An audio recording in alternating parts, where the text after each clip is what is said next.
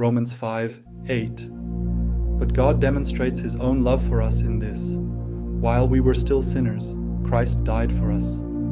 John 3:16. For God so loved the world that he gave his one and only Son, that whoever believes in him shall not perish but have eternal life. 1 John 4:9-10. This is how God showed his love among us. He sent his one and only Son into the world that we might live through him.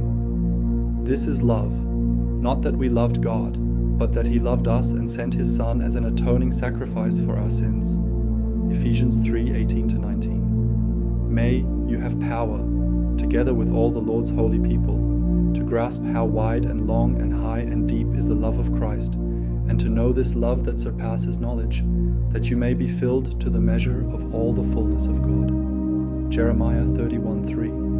The Lord appeared to us in the past, saying, I have loved you with an everlasting love. I have drawn you with unfailing kindness. Zephaniah 3:17.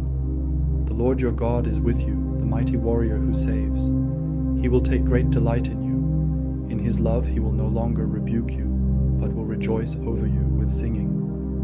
Psalm 36:7. How priceless is your unfailing love, O God. People take refuge in the shadow of your wings.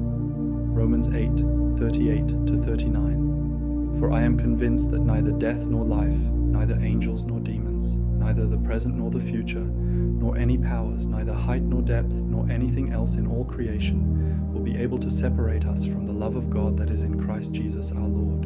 1 John 3:1. See what great love the Father has lavished on us, that we should be called children of God. And that is what we are. Psalm 103:11. For as high as the heavens are above the earth, so great is his love for those who fear him.